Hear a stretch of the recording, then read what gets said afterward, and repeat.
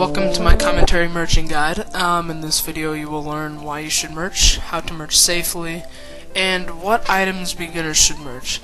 So first off, why you should merch.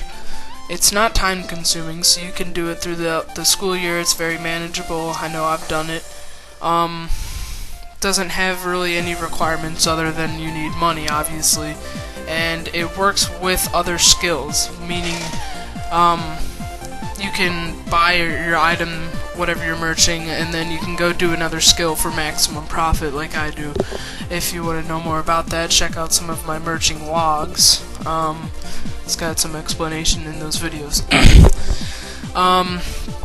So how to merch safely. There's a couple of things you need to know about how to merch safely. First of all, everyone fails at merching. Sometimes. Now, I remember I failed this one. It was probably my worst merch ever. I bought the Infinity Tops for 710k, and then I sold them for 585k, and I bought 15 of them, so that resulted in about a 4 mil loss. So that was pretty bad. I was upset about that. The second thing is, merching takes patience, and if you don't have patience, then you're gonna end up like I did, losing 4 mil off of a merch. Some of you may think that that's not a lot of money, but it all adds up. If you keep failing merches because you don't have patience, then you're gonna end up without any money eventually. You want to merch items with a pattern, a strict pattern. Here's an example of uncut sapphires. They kind of go up sharply and fall sharply, so it's pretty easy to tell when you should buy and when you should sell. Now I'm going to break that down for you. Now the red represents when you should buy and when you should sell. I left a little margin for the sell because you can basically sell anywhere once you've reached your satisfaction of profit. I usually don't wait till the last minute.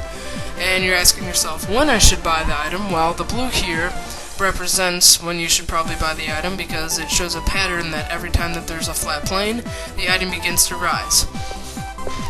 Now if you take a look, that doesn't always happen, and the green here represents usually a merch clan will say to buy this item, and everyone will buy the item, and then they'll say, wait, that's not working out, or something will happen in the clan, early dumpers or something, and everyone will sell, and then some people who aren't online won't sell, so it's kind of like an equal balance of people selling and people not selling, so the item kind of flats out, and then it'll crash once everyone has finally logged on.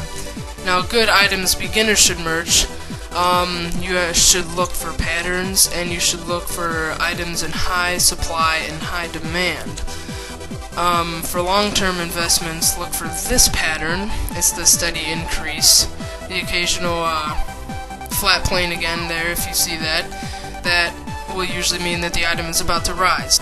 For short-term investments and beginners and people who don't want to risk a lot of money, look for this type of graph. It's basically a straight line, as you can see, and you won't lose very much profit off of it if something happens to go bad. But however, you can still make a lot of money from this type. I did iron ore and I made about 1.1 mil off of them, so this is highly recommended for beginners. If you're stuck on what to merch and you don't have really any ideas, search these headings on the Grand Exchange database. Raw, ore, d'hide, uncut, dragon, seed, obsidian, barrows, and herb. The ones that are starred are for beginners, and the ones that usually stay in the line pattern. So I hope you enjoyed my guide, and please subscribe.